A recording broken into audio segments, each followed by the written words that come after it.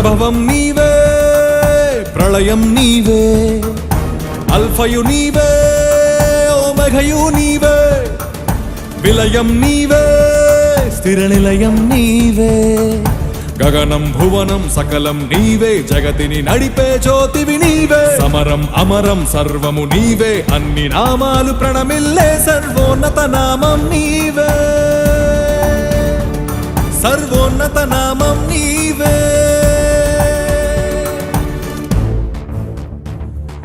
సర్వలోక న్యాయాధిపతి, సర్వలోక న్యాయాధిపతి, సర్వలోక న్యాయాధిపతి, సర్వలోక న్యాయాధిపతి, సర్వలోక న్యాయాధిపతి వాకిట నిలిచియున్నాడు. జనములందరికి ఫలమిచ్చుటకు తీర్పు తీర్చబోతున్నాడు. సర్వలోక న్యాయాధిపతి వాకిట నిలిచియున్నాడు. జనములందరికి ఫలమిచ్చుటకు తీర్పు తీర్చబోతున్నాడు. వేల దూతలతో బూరధ్వనులతో మేఘమండలము పైన యూదా గోత్రపు కదమ సింహముతో కదలి వస్తుంది సేన. క్రీస్తు న్యాయపీఠం ఎదుట ప్రత్యక్షం కావాలందరూ, క్రీస్తు న్యాయపీఠం ఎదుట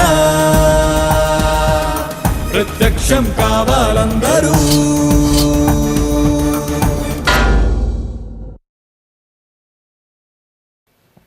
ఆకాశ మహాకాశములకు ప్రభువై ఉన్న మా ప్రియ పరలోకపు తండ్రి, మీ కుమారుడైన క్రీస్తునందు మమ్మల్ని ఎంతగానో ప్రేమించి సజీవుల లెక్కలో ఉంచి మీ సత్య సువార్తను మా చేతులకు అప్పగించి మీ యొక్క మహాజ్ఞానాన్ని అనేక ప్రాంతాలలో మీ పిల్లలైన వారికి, దుష్టుని పిల్లలైన వారికి ప్రకటించుటకు మీరు ఇచ్చినటువంటి గొప్ప అవకాశాన్ని బట్టి హృదయపూర్వకంగా కృతజ్ఞతాస్తుతులు చెల్లించుకొనిచున్నాం తండ్రి.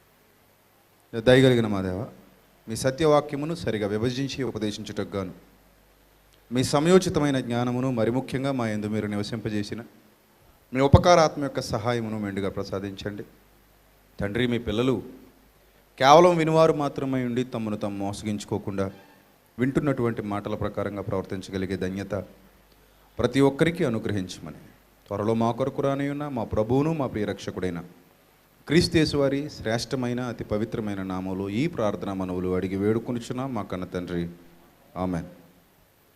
ప్రియమైన దేవుని వాళ్ళరా, దేవాది దేవుని మహాకృపను బట్టి ఈ మొదటి దినాన దేవుని పిల్లలుగా ఆయన యొక్క మాటలు ఆలోచించడానికి మనందరినీ సజీవుల లెక్కలో ఉంచి ఇక్కడ వరకు నడిపించినటువంటి దేవాది దేవునికి హృదయపూర్వకంగా కృతజ్ఞతాస్తుతులు చెల్లిస్తున్నాను. యుగముల వరకు మనందరి ద్వారా దేవుని నామానికి మహిమ కలుగునుగాక, ఆమెన్. ప్రియులరా, మొదటిగా కూడి వచ్చినటువంటి మీ అందరికీ టైటిల్ గురించినటువంటి ఒక చిన్న పరిచయాన్ని నేను చేయదలిచాను. అదేంటంటే, చరిత్ర పుటలకు అందని పవిత్రుని చరిత్ర అనగానే చాలామంది స్కాలర్స్, ఇంటలెక్చువల్స్ ఉన్నారు సమాజంలో. వాళ్ళందరూ ఇమ్మీడియట్గా రెస్పాండ్ అయ్యారు, చాలా సంతోషం. ఇమ్మీడియట్గా రెస్పాండ్ అయ్యి వాళ్ళు చెప్పింది ఏంటంటే, చరిత్రకు ఆధారమైన వాడు యేసుక్రీస్తు, చరిత్రకు మూలమైన వాడు యేసుక్రీస్తు, చరిత్రను రెండు భాగాలు చేసిన వాడు యేసుక్రీస్తు, క్రీస్తు శకం, క్రీస్తు పూర్వం. మరి అలాంటి గొప్పవాడైన యేసుక్రీస్తు గురించి చరిత్ర పుటలకు అందలేదు అనడం హాస్యాస్పదం కాదా, అవివేకం కాదా? ఏంటి టైటిల్ పిచ్చి టైటిల్ కాకపోతే? చరిత్రకు ఆధారమైన వాడే యేసుక్రీస్తు అయినప్పుడు చరిత్ర పుటలకు అందని పవిత్రుని చరిత్ర అనడం ఎంతవరకు సమంజసం అనే ఒక సందేహాన్ని వ్యక్తం చేసిన వాళ్ళు చాలామంది ఉన్నారని నేను పిల్లల ద్వారా విన్నాను. అలాంటి వాళ్ళు ఎవరైనా ఒకవేళ మీలో కూడా ఉండి ఉండవచ్చు, లేకపోతే వాళ్ళే ఇక్కడికి వచ్చి మీతో పాటు కూర్చుండి ఉండవచ్చు. ఏదేమైనప్పటికీ మీ అజ్ఞానానికి మొదట నా జోహార్లు. అదేంటంటే, చరిత్ర పుటలకు అందని పవిత్రుని చరిత్ర అనగానే రెండు చరిత్రలు మీకు ఇక్కడ కనబడాలి. ఒకటి లోక చరిత్ర, లోకం నేర్చుకుంటున్న చరిత్ర, లోకం చదువుకుంటున్న చరిత్ర, లోకం తెలుసుకున్న చరిత్ర. రెండోది లోకానికి తెలియని చరిత్ర, లోకానికి అర్థం కాని చరిత్ర, లోకం నేర్చుకోని చరిత్ర, లోకం నేటికి టచ్ చేయని చరిత్ర. ఆ చరిత్ర బైబిల్ చెబుతున్న చరిత్ర. మీరు అనుకుంటున్న చరిత్ర, మీరు చదువుకుంటున్న చరిత్ర లోకంలో ఉన్న చరిత్ర. బైబిల్ చెబుతున్న చరిత్ర మొత్తం లోకంలో ఉన్న చరిత్రలో మనకు కనబడటం లేదు. లోకాధికారుల చరిత్రనే లోకాధికారుల జ్ఞానము అని పిలవచ్చు కదా. లోకాధికారులు రాసిన చరిత్ర, చరిత్రకారులు వ్రాసిన చరిత్ర, అది లోకాధికారుల జ్ఞానం. ఆ లోకాధికారుల జ్ఞానంలో క్రీస్తును గూర్చిన సంపూర్ణమైన వివరణ ఉందా? లేదు. క్రీస్తు శకం, క్రీస్తు పూర్వం అని వ్రాసినంత మాత్రాన సంపూర్ణంగా క్రీస్తు గురించి వ్రాయబడింది అనుకోవడం అజ్ఞానం కాదంటారా? అజ్ఞానమే. అందుకే ఆ లోక చరిత్ర పుటలలో కనబడని పవిత్రుని చరిత్ర ఈరోజు క్రైస్తవులుగా మనం చెప్పబోతున్న చరిత్ర ఈ ప్రపంచానికి. లోకాధికారులకు అందని చరిత్ర, లోకాధికారులకు అందని జ్ఞానం క్రైస్తవులుగా దేవుడు మన మహిమ నిమిత్తము నియమించిన జ్ఞానం. చూడండి, కొరింథీయులకు రాసిన మొదటి పత్రిక. ఒకప్పుడు స్వార్థ పరిచర్యలో విస్తృతంగా కొనసాగిన అలుపెరుగని యోధుడు, దేవుని కొరకు విస్తృతంగా పనిచేసిన ఒక మహానుభావుడు. ఆయన పాద ధూళికి మనం తగమేమో అనిపిస్తూ ఉంటుంది.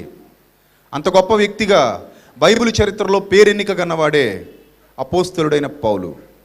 ఆ పౌలు గారు స్వార్థ పరిచర్య చేస్తూ ఏ విధంగా సమాజానికి క్రీస్తును గూర్చి పరిచయం చేస్తున్నారో మీరు జాగ్రత్తగా చూడగలిగితే, కొరింథీయులకు రాసినటువంటి మొదటి పత్రిక 2వ అధ్యాయము, కొరింథీయులకు రాసిన మొదటి పత్రిక 2వ అధ్యాయము 6వ వచనం నుంచి జాగ్రత్తగా చూద్దాం ప్రియులారా. దయచేసి అందరూ బైబిల్ ఓపెన్ చేసి చూడాలి, చాలా జాగ్రత్తగా చదవాలి. కొరింథీయులకు రాసిన మొదటి పత్రిక 2వ అధ్యాయము 6వ వచనం నుంచి జాగ్రత్తగా చూడాలి. పరిపూర్ణులైన వారి మధ్య జ్ఞానమును బోధించుచున్నాము అన్నాడు. పరిపూర్ణులు అంటే అర్థం ఏంటో తెలుసా? అంతా తెలిసిన వారికి, జ్ఞానమంతా తెలిసిన వారి మధ్య ఏం బోధిస్తున్నాడట?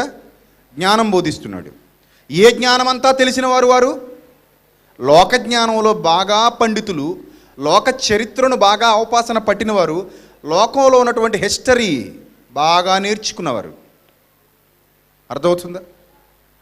ఆ హిస్టోరియన్స్కి తెలియనిది, హిస్టరీ నేర్చుకున్న వాళ్ళకి తెలియనిది బైబిల్లో వ్రాయబడిన గొప్పదైన చరిత్ర. ఆ పాఠ్యపుస్తకాల్లో అది లభించదు. ఆ పాఠ్యపుస్తకాల్లో ఒకవేళ అది సంపూర్ణంగా లభిస్తే బైబిల్ అనేది ఈ చారిత్రక ఆధారాలు కలిగినటువంటి గ్రంథాన్ని దేవుడు భూమి మీదకు పంపించాల్సినంత అవసరత లేదు. లోక పుస్తకాలలో దేవుని జ్ఞానం సంపూర్ణంగా లభించదు. కేవలం ఇంట్రడక్షన్ మాత్రమే, కొంత అక్కడక్కడ టచ్ చేసుకుంటూ వెళ్ళిపోయిన చరిత్రలో క్రీస్తు సంపూర్ణంగా ప్రత్యక్షమైపోయాడు అనుకోవడం అవివేకం. అందుకే లోక జ్ఞానంలో పరిపూర్ణులైపోయిన పండితుల మధ్య ఎవరు బోధిస్తున్నారు? పౌలు బోధిస్తున్నాడు. పౌలు యొక్క అనుచరులు, దేవుని సేవకులు బోధిస్తున్నారు. వారు ఏం బోధిస్తున్నారు తెలుసా? జ్ఞానమును బోధిస్తున్నారు అన్నాడు. పరిపూర్ణులైన వారి మధ్య ఏం బోధించుచున్నాము? జ్ఞానమును బోధించుచున్నాము. రైట్. తర్వాత అది లోక హిస్టరీ కాదు. అది లోక హిస్టరీ కాదు అంటే అది లోక జ్ఞానము కాదు. అది లోక జ్ఞానము కాదు అన్నాడు.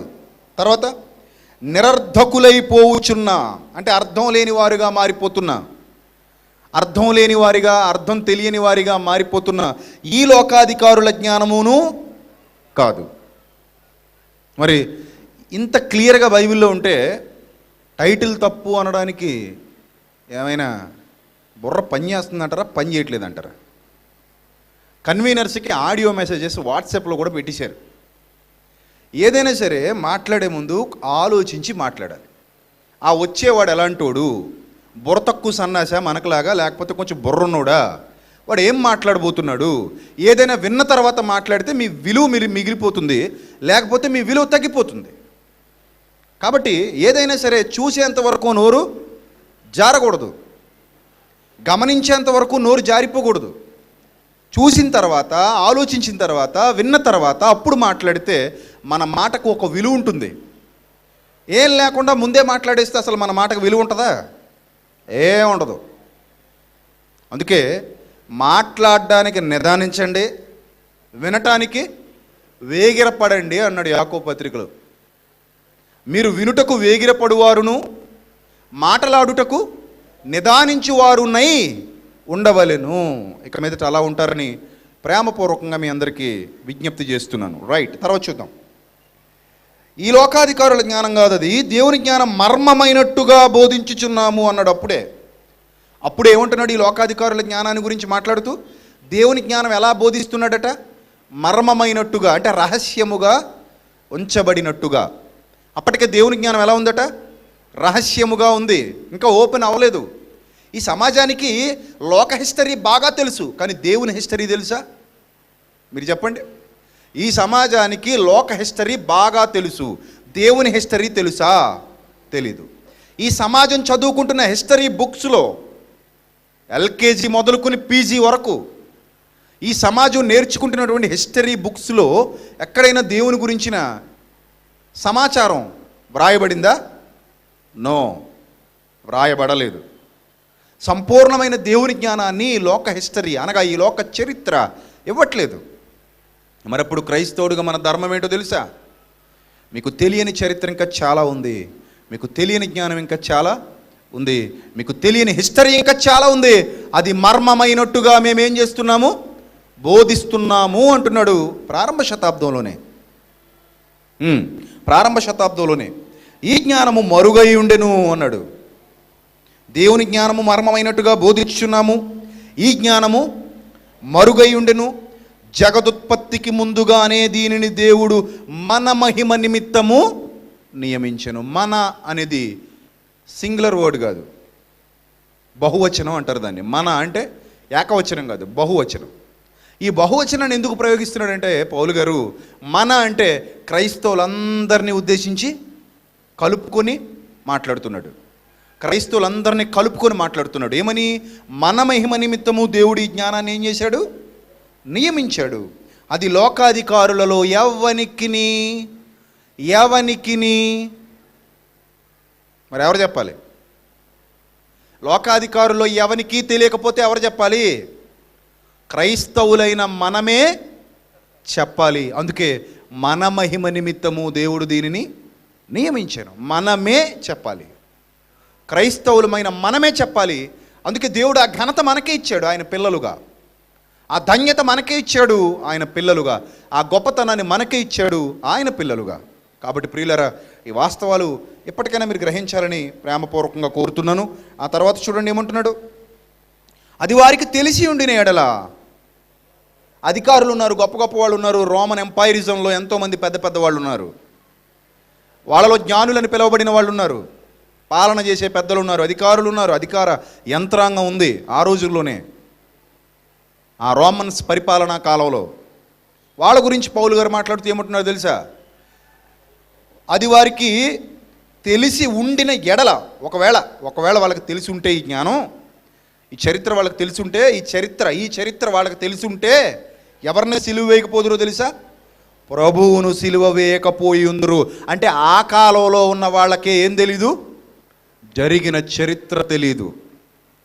యేసుక్రీస్తును సిలువ వేసిన కాలంలో ఉన్న వాళ్ళకే ఏం తెలీదు? అంతకు ముందు జరిగిన చరిత్ర తెలీదు. ఆ చరిత్ర తెలుసుంటే, ఆ పవిత్రుని చరిత్ర వాళ్లకు తెలుసుంటే ఆయనను సిలువ వేయకపోయి ఉందురు అంటున్నాడు. చూడండి, ఈ రోమా గవర్నమెంట్ ఆయన సిలువకు అప్పగించకపోయేది. ఈ రోమా గవర్నమెంట్ ఆయన సిలువకు అప్పగించి చంపేసింది. ఒకవేళ ఈ రోమా గవర్నమెంట్కి అంతకు ముందు జరిగిన చరిత్ర తెలిసి యేసును సిలువ వేసేది కాదు అనేది పౌలు గారి యొక్క అభిప్రాయం. పౌలు గారి యొక్క అభిప్రాయాన్ని వెలిబుచ్చుతున్నాడు, వ్యక్తపరుస్తున్నాడు. ఎందుకు అలా వ్యక్తపరచాల్సి వచ్చిందంటే, ఆయనకు తెలిసిన చరిత్ర లోకాధికారులకు తెలియదు కాబట్టి, ఆయనకు అర్థమైన చరిత్ర లోకంలో ఉన్న వాళ్ళకి తెలియదు కాబట్టి, ఆయన గ్రహించిన చరిత్ర లోకంలో ఉన్న వాళ్ళు గ్రహించలేకపోయారు కాబట్టి ప్రియులరా, క్రైస్తవులుగా దేవుడు మనకిచ్చిన ధన్యత చాలా గొప్పది. క్రైస్తవులుగా దేవుడు మనకిచ్చిన ధన్యత చాలా ఉన్నతమైనది. ఆ ఉన్నతమైన జ్ఞానాన్ని ఉన్నతంగా బోధించవలసిన వారమై మనమున్నాం. అంతేగాని ఆ ఉన్నతమైన జ్ఞానాన్ని కించపరిచే విధంగా, చిన్న చూపు చూసే విధంగా, అన్యజనుల మధ్య దేవుని నామం అవమానపరచబడే విధంగా మనం బోధించవలసిన వారము కాము. కానీ ఈరోజు క్రైస్తవ సమాజం ఎలా మారిపోయిందంటే, అన్యజనుల మధ్య దేవుని నామాన్ని అవమానపరిచే హీనమైన, నీచమైన, చీపు పరిస్థితుల్లోనికి వెళ్ళిపోతుంది. చాలా చీపుగా క్రీస్తుని పరిచయం చేసే పరిస్థితి, చాలా చీప్ మాటలు మాట్లాడే పరిస్థితి, చాలా నీచంగా బోధించే పరిస్థితి. ఆ పరిస్థితిలోనికి మనం వెళ్ళకూడదన్నదే దేవుని యొక్క సంకల్పం. ఎందుకంటే మన మహిమ నిమిత్తం దేవుడు తన జ్ఞానాన్ని జగదుత్పత్తికి ముందే నియమించారు. ఆ జ్ఞానాన్ని మనందరి చేతులకు అప్పగించారు. ఆ జ్ఞానాన్ని మనకిచ్చి ఆ జ్ఞానాన్ని బోధించమని మన చేతులలో పెట్టారు. కాబట్టి ఆ జ్ఞానం యొక్క విలువ తెలిసిన వారిగా, ఆ జ్ఞానాన్ని అర్థం చేసుకున్న వారిగా, ఆ జ్ఞానాన్ని గ్రహించిన వారిగా సమాజానికి చాటి చెప్పవలసిన బాధ్యత మీ అందరి భుజస్కంధాల మీద మోపబడి ఉంది అనే సంగతిని నేను తెలియజేస్తున్నాను. దయచేసి ఈ విషయాన్ని మీరు అందరూ అర్థం చేసుకోవాలి. రైట్. ఇప్పుడు మీరు జాగ్రత్తగా ఆలోచన చేస్తే అసలు చరిత్ర పుటలకు తెలియని పవిత్రుని చరిత్ర ఏముంది? ఎంతుంది? చరిత్రలో ఆయన గురించిన సంగతులు ఎక్కడెక్కడ ఏ విధంగా ఉన్నాయి, వాటిని లోక చరిత్ర ఏ విధంగా అర్థం చేసుకుంది, దేవుని చరిత్ర వాటి గురించి ఇంకేమని విశదీకరిస్తుంది. లోక చరిత్రకు ఎంత తెలుసు, దేవుని చరిత్రకు ఎంత తెలుసు? దేవుని చరిత్ర అనగానే ది బైబిల్, బైబిల్లో వ్రాయబడిన చరిత్ర. బైబిల్ కూడా చరిత్రకు ఆధారమైన పుస్తకం, చరిత్రతో సంబంధం కలిగిన పుస్తకం. హిస్టరీ అనగానే లోక పుస్తకాల్లో మాత్రమే ఉంటుందని అనుకోకండి.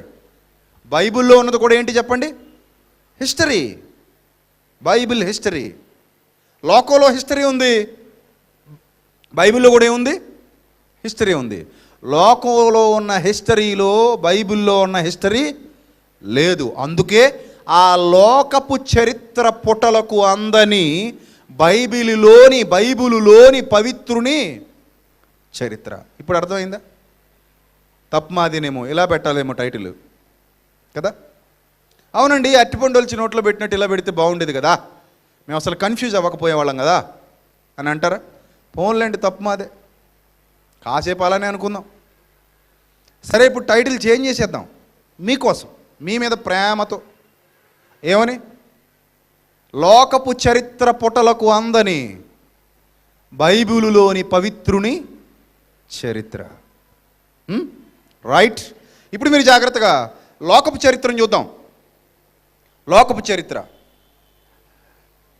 చరిత్ర మీరు అందరూ తెలిసిన వారు. ఇందులో హిస్టరీ చదువుకున్న వాళ్ళు ఎంతమంది ఉన్నారు? దయచేసి చేతి చూపించండి. హిస్టరీ తెలిసిన వాళ్ళు ఎంతమంది ఉన్నారు? నేను చదువుకున్నది హిస్టరీ అన్న వాళ్ళు ఎంతమంది ఉన్నారు? చాలామంది ఉన్నారు. నేను సైన్స్ స్టూడెంట్స్ని అడగట్లేదు, ఓన్లీ హిస్టరీ చదువుకున్న వాళ్ళని మాత్రమే అడుగుతున్నాను. రైట్, చాలామంది ఉన్నారు. Very good. మీకు తెలిసిన హిస్టరీలో బాబిలోనియన్ హిస్టరీ ఎంతమందికి తెలుసు? Babylonians history. రైట్. క్రీస్తుకు పూర్వం 600 సంవత్సరంలో 536 నుంచి 620 వరకు కలిగినటువంటి బాబిలోనియన్ సామ్రాజ్యపు చరిత్ర. ఇరాన్ ప్రాంతాలలో, ఇరాక్ మరియు ఇరాన్ ప్రాంతాలు, నేడున్న ఇరాక్ మరియు ఇరాన్ దేశాలుగా పిలువబడుతున్నటువంటి ప్రాంతాలలో జరిగినటువంటి చరిత్ర. బాగ్దాద్గా పిలువబడినటువంటి బబులోను ప్రాంతానికి చెందినటువంటి చరిత్ర. ఇది హిస్టరీలో ఉన్నది. మనం చదువుకున్న హిస్టరీలో ఉన్న విషయాలను గురించి నేను ఇప్పుడు మాట్లాడుతున్నాను. ఇప్పుడు మనం చదువుకున్న హిస్టరీలో ఈ బాబిలోనియన్స్ చరిత్ర ఉంది. ఈ బాబిలోనియన్స్ చరిత్ర ఎంతవరకు ఉంది, ఏముంది అనేది మొదట మీకు చెప్తాను. చాలా జాగ్రత్తగా మీరు వినాలి. ఈ బాబిలోనియన్స్ చరిత్ర ఎంతవరకు ఉంది, ఏముంది అనేది మొదట మీకు చెప్తాను. స్క్రీన్ మీద మీకు ఆ బాబిలోనియన్ సామ్రాజ్యపు చక్రవర్తి నెబుకద్నెజర్ యొక్క ప్రతిమను చూపిస్తున్నాను. జాగ్రత్తగా చూడండి. బాబిలోనియన్ సామ్రాజ్యపు చక్రవర్తి నెబుకద్నెజర్ యొక్క ప్రతిమను మీరు చూస్తున్నారు. అంటే బబులోను సామ్రాజ్యాధినేత నెబుకద్నెజర్గా పిలువబడినటువంటి ఒకప్పటి ప్రపంచాన్ని పరిపాలించిన మహాసామ్రాజ్యపు చక్రవర్తి నెబుకద్నెజర్, కింగ్ నెబుకద్నెజర్ 295 అడుగుల ఎత్తైన బంగారు ప్రతిమను నిలబెట్టించిన ఘనత ఇతనికే దక్కింది. ఇరాక్లో 295 అడుగుల ఎత్తైన బంగారు ప్రతిమ, బంగారు విగ్రహాన్ని నిలబెట్టించినటువంటి ఘనత ఇతనిదే. అలాగే హ్యాంగింగ్ గార్డెన్స్, ప్రపంచ 7 వింతలలో ఒక వింతగా పిలువబడినటువంటి హ్యాంగింగ్ గార్డెన్స్ అంటే వేలాడే ఉద్యానవనాలను నిర్మించినటువంటి ఘనత ఇతనిదే. అలాగే ఎన్నో వేల టన్నుల బరువైన విగ్రహాలకు రూపకల్పన చేయించి వాటిని బబులోనీయులందరి చేత, ఆయన సామ్రాజ్యంలో ఉన్న ప్రజలందరి చేత ఆరాధింపజేసిన ఘనత దక్కిన ఏకైక చక్రవర్తి ద కింగ్ నెబుకద్నెజర్. ఇది సోషల్ పుస్తకాల్లో మనం చదువుకున్నటువంటి చరిత్రలోని భాగాన్ని మీకు తెలియజేస్తున్నాను. ఇదంతా సోషల్ పుస్తకాల్లో మనం చదువుకున్నాం. ఈ హ్యాంగింగ్ గార్డెన్స్ గురించి, తర్వాత ఈ వేలాడే ఉద్యానవనాలు, హ్యాంగింగ్ గార్డెన్స్ గురించి, బంగారు ప్రతిమల గురించి, ఈ బాబిలోనియన్ సామ్రాజ్యపు మహా ఉన్నతమైన ఘనత గురించి చాలా సంగతులు మనం పుస్తకాల్లో చదువుకున్నాం. ప్రియులారా, హ్యాంగింగ్ గార్డెన్స్ గురించి నేటికి పిల్లల పాఠ్య పుస్తకాలలో హ్యాంగింగ్ గార్డెన్స్ చరిత్ర మీకు కనబడుతుంది. ఒకసారి స్క్రీన్ మీద అది కూడా మీరు చూడండి. పిల్లల పాఠ్య పుస్తకాలలో హ్యాంగింగ్ గార్డెన్స్ చరిత్ర చూసారా? ఇంగ్లీష్లో చదువుకుంటున్నారు నేటికి స్కూల్ పిల్లలు ఇంగ్లీష్లో చదువుకుంటున్నారు. హ్యాంగింగ్ గార్డెన్స్ యొక్క చరిత్ర పిల్లల పాఠ్య పుస్తకాల్లో మనకు కనబడుతుంది. మీరు చూస్తున్నారు, ఇదంతా చరిత్ర. ఇతని పేరు నెబుకద్నెజర్. బైబిల్ పరిచయం ఉన్న వారికి ఇతను ఆల్రెడీ గుర్తొచ్చేసి ఉండాలి. బైబిల్ కాస్త పరిచయం ఉన్న వాళ్ళకి ఇతను ఆల్రెడీ గుర్తొచ్చేస్తాడు నేను చెప్పకుండానే. బట్ బైబిల్ పరిచయం లేకుండా కేవలం లోకం మాత్రమే పరిచయం ఉన్న వాళ్ళకి ఇతను, లోకపు పుస్తకాలు చదువుకున్న వాళ్ళకి ఇతను గుర్తొస్తాడు. ఎందుకంటే వాళ్ళ హిస్టరీలో ఉన్న సంగతులు. ఇప్పుడు పిల్లల పాఠ్య పుస్తకాల్లో ఉన్నవి మీరు స్క్రీన్ మీద చూస్తున్నారు. అవి పిల్లల పాఠ్య పుస్తకాల్లో ఎప్పటికీ బోధింపబడుతున్నటువంటి పాఠాలు. మీకు ఇంకో విషయం చెప్పమంటారా? ఈ మధ్య స్కూల్ పిల్లలందరికీ ప్రాజెక్ట్ వర్క్లు ఇస్తున్నారు. ప్రాజెక్ట్ వర్క్లు అంటే వాళ్ళని ఏదో ఒక ప్రాజెక్ట్ వర్క్ చేసుకొని రమ్మంటున్నారు. వీళ్ళకి పని పాట ఏముంటలేదు, ఇంటికి వచ్చి అవి ఇవి ఏరుకొని తెచ్చుకోవడం, ఆ చెత్త ఈ చెత్త పోగేసుకోవడం, వాటితో ఏదో ప్రాజెక్ట్ వర్క్ అంటాం, రాత్రంతా గడపడం, పొద్దునే తీసుకుని స్కూల్కి వెళ్ళిపోవడం. ఏంట్రా మీరు చేస్తున్నారు, ఈ బొమ్మలేంటి, పిచ్చి గూళ్ళు ఏంటి అంటుంటే ప్రాజెక్ట్ వర్క్ అండి అంటున్నారు. అంతా ప్రాజెక్ట్ వర్క్ మయమైపోయింది. ఇప్పుడు ప్రతి స్కూలోడు పిల్లలకి ఏమి ఇచ్చేస్తున్నారు?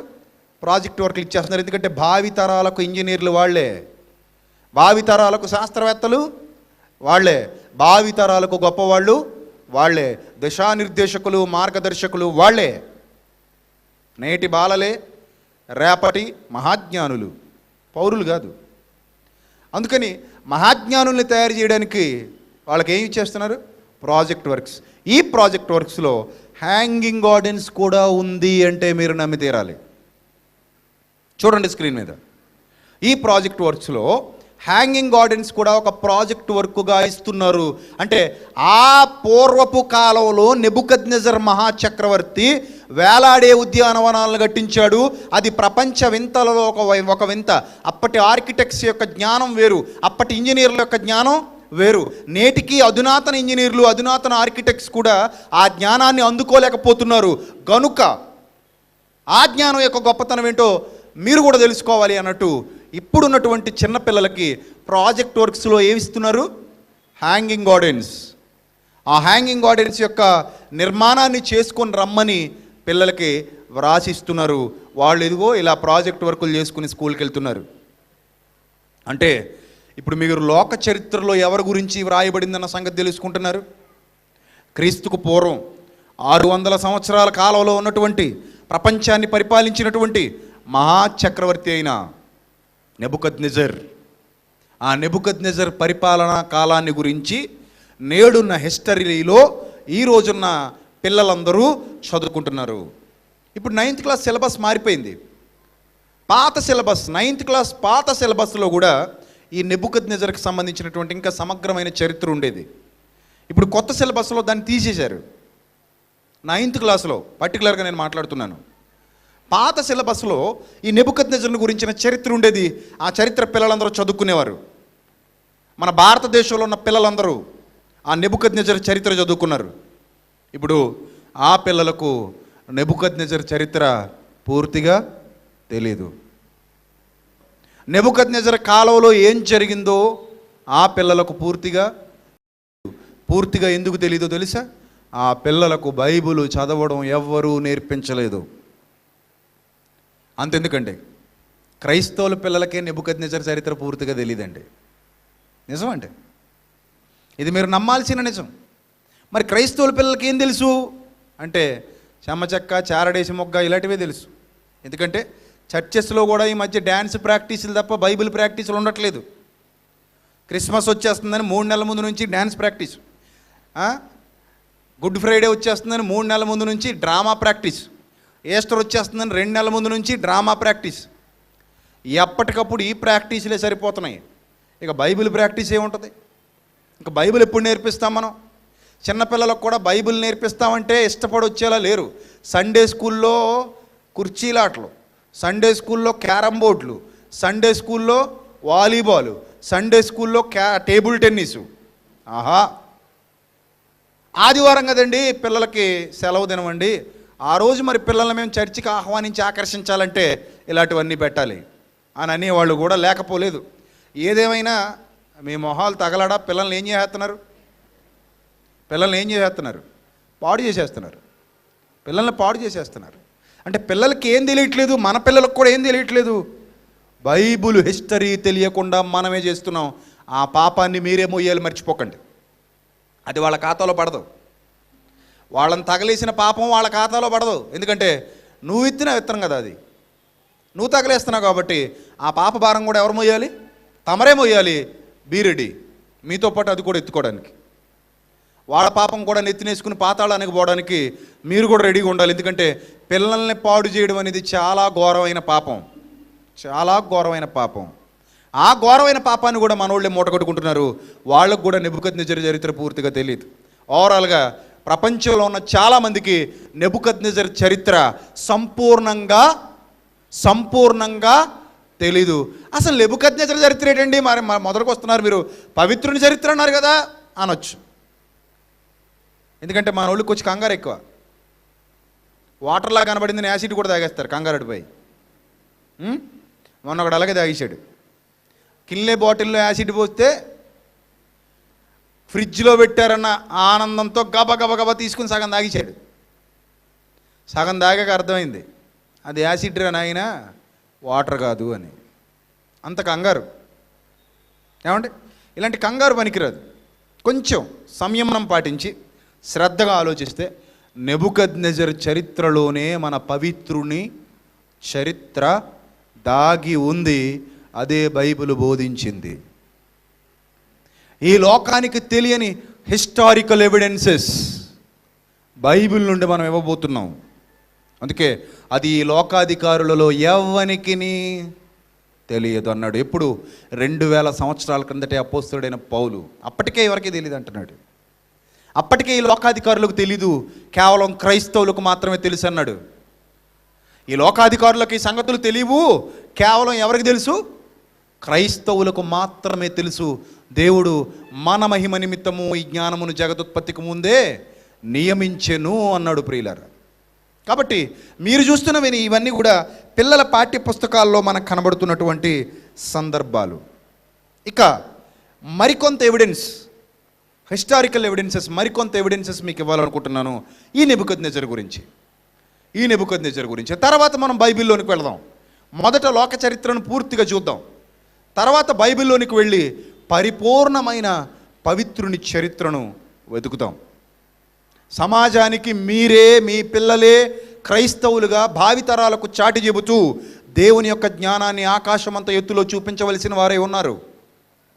ఎక్కడో మూలన కూర్చుని మామూలుగా మౌనంగా మన భజనేదో మనం చేసుకుని వెళ్ళిపోవడానికి దేవుడు మనల్ని నియమించలేదు. క్రైస్తవుడు ఎంత గొప్ప జ్ఞానవంతుడో, క్రైస్తవుడికి దేవుడిచ్చిన జ్ఞానం ఎంత గొప్పదో, బైబిలు గ్రంథంలో నిక్షిప్తమైన జ్ఞానం ఎంత అమూల్యమైనదో, ఎంత అమోఘమైనదో ప్రపంచానికి చాటి చెప్పవలసిన బాధ్యత మనందరి భుజస్కంధాల మీద దేవుడు మోపి ఉన్నాడు. అందుకే అపోస్తలుడైన పౌలు అంటాడు, అయ్యో సువార్తను అనగా ఆ జ్ఞానాన్ని ప్రకటించకపోయిన ఎడల నాకు శ్రమ. ఆ జ్ఞానాన్ని ప్రకటించవలసిన భారము నా మీద మోపబడి ఉన్నది, దానిని ప్రకటించకపోయిన ఎడల నాకు శ్రమ. రైట్. ఇంకా మరికొంత సమాచారాన్ని మనం నెబుకద్నెజరును గురించి చూడగలిగితే ప్రియమైన దేవుని వల్లరా, నెబుకద్నెజరు ముఖ్యంగా భయంకరమైన విగ్రహారాధికుడు. అతడు ముగ్గురు దేవతల్ని ఆరాధించేవాడు. అందులో ఇస్తార్ అనే ఒక దేవత ఉంది. ఏమండి, ఆ దేవతను ఆరాధించేవాడు. అలాగే సూర్యుడిని ఆరాధించేవాడు. సూర్య దేవాలయాన్ని నిర్మించిన మొట్టమొదటి చక్రవర్తి నెబుకద్నెజర్. మొన్ననే నేను కోనార్కి వెళ్ళి అక్కడున్న దేవాలయాన్ని, సూర్య దేవాలయాన్ని కూడా పరిశీలన చేసి వచ్చాను. కారణం, భవిష్యత్తులో నెబుకద్నెజర్ చరిత్ర గురించి నేను మాట్లాడబోతున్నాను. ఇంతకీ ఈ దేవాలయం చరిత్ర కూడా నాకు తెలియాలి. ఇది ఎప్పుడు నిర్మాణం చేయబడింది అనేది నేను అక్కడ పరిశీలన చేస్తే క్రీస్తు శకం 12వ శతాబ్దంలో నిర్మించారు దాన్ని. కోనార్క్లో, ఒరిస్సాలో ఉన్నటువంటి సూర్య దేవాలయం. దాన్ని 12వ శతాబ్దంలో నిర్మించారు సముద్రపు ఒడ్డున. ఈ సముద్రపు ఒడ్డున నిర్మించిన వారు కూడా కేవలం భారతదేశానికి సంబంధించిన వారు కారు. సముద్ర ప్రయాణం చేసుకుంటూ ఇతర దేశాల నుండి వచ్చినటువంటి ఆర్కిటెక్ట్స్, ఇతర దేశాల నుండి రప్పించబడినటువంటి ఆర్కిటెక్ట్స్. అంటే అంతకు మునుపే ప్రపంచంలో ఈ సూర్య దేవాలయాలు నిర్మించబడ్డాయి. మొట్టమొదట సూర్య దేవతారాధికులు, అంటే సూర్యుడిని ఆరాధించిన వారు బాబిలోనియన్స్. ప్రపంచ చరిత్రలో అత్యధికంగా సూర్యుని ఆరాధించిన చరిత్ర కలిగిన వారే బాబిలోనియన్స్. ఆ బాబిలోనియన్స్ కాలంలో నెబుకద్నెజరు ఒక మహా గొప్పదైనటువంటి సూర్య దేవాలయాన్ని నిర్మించాడు. ఆ సూర్య దేవత ప్రతిమలు మీరు ఇప్పుడు స్క్రీన్ మీద చూడొచ్చు. ఆ సూర్య దేవాలయానికి సంబంధించినటువంటి ప్రతిమలు మీరు ఇప్పుడు స్క్రీన్ మీద చూడొచ్చు. దీన్నే సమాస్ టెంపుల్ అని పిలిచారు. సమాస్ టెంపుల్. దానికి సంబంధించినటువంటి ప్రతిమలు మీరు ఇప్పుడు స్క్రీన్ మీద చూస్తున్నారు, చూడండి. సమాస్ గాడ్ అంటే సన్ గాడ్. ఆ సన్ గాడ్ యొక్క ప్రతిమలు మీరు చూస్తున్నారు. సమాస్ గాడ్. ఏమండి, ఈ సమాస్ గాడ్ కాకుండా ముగ్గురు దేవతలను ఆరాధించాడు బబులోను చక్రవర్తి నెబుకద్నెజరు. ఇస్తార్, మర్దూక్, ఆదార్ అనే ముగ్గురు దేవతల్ని ఆరాధించేవాడు బబులోను సామ్రాజ్యాధినేత నెబుకద్నెజర్. ఇదంతా లోక చరిత్రలో ఉన్న సంగతి. నేనేదో బైబిల్ని పట్టుకొచ్చి చెప్పట్లా. లోక చరిత్రలో వ్రాయబడిన సంగతిని మొదట మీ అందరికీ తెలియజేస్తున్నాను.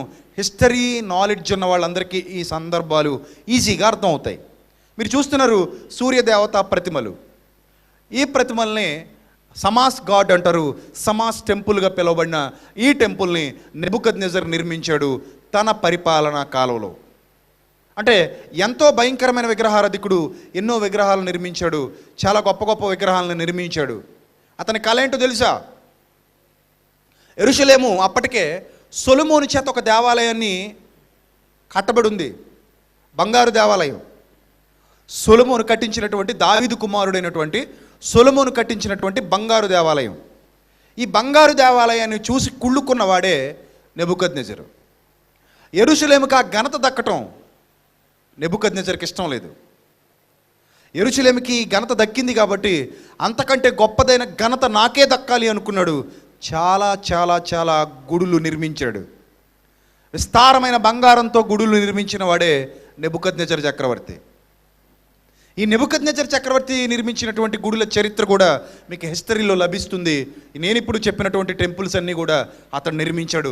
టన్నుల కొద్దీ బంగారాన్ని వాడాడు. మీకు ఇంకొక ఇన్ఫర్మేషన్ చెప్పమంటారా? అతడు వాడినటువంటి ఆ టన్నుల కొద్దీ బంగారాన్ని ఎక్కడ కొల్లగొట్టాడో తెలుసా? యెరూషలేములోనే కొల్లగొట్టాడు. యెరూషలేములో సొలొమోను కట్టించిన దేవాలయాన్ని కూల్చేసి యూదుల మీద దండయాత్ర చేశాడు. యూదుల మీద దండయాత్ర చేసి వాళ్ళందరినీ చెరదీసుకుని వెళ్ళిపోయాడు. అర్థమవుతుందా? బబులోను చెరలోనికి యూదులు వెళ్ళిపోయారు. అలా యూదుల్ని బాబిలోనియన్ సామ్రాజ్యం చెరలోనికి తీసుకుని వెళ్ళిపోయింది. ఇది మీకు తెలిసిన హిస్టరీ పుస్తకాల్లో చరిత్ర, బైబిల్లో కూడా ఉన్న చరిత్ర. నేను ఇప్పుడు మాట్లాడుతున్నది మీకు తెలిసిన హిస్టరీ పుస్తకాల్లో ఉన్న చరిత్ర, బైబిల్లో కూడా ఉన్న చరిత్ర. అందుకే నేను ఎప్పుడు గర్వంగా చెప్తాను, బైబిలు చరిత్రకు ఆధారమైన పుస్తకం అని. మరే పుస్తకానికి అంత, మన భాషలో చెప్పాలంటే అంత సినిమా లేదు మరే పుస్తకానికి. బైబిలుకు మాత్రం చరిత్రతో సంబంధాలు ఉన్నాయి. అందుకే బైబిలు ఒక ప్రాంతానికి చెందింది కాదు, ఒక దేశానికి చెందింది కాదు, ఒక భాషకు చెందింది కాదు, ఒక వర్గానికి చెందింది కాదు, ఒక మతానికి చెందింది కాదు. బైబిల్ చాలా గొప్పది.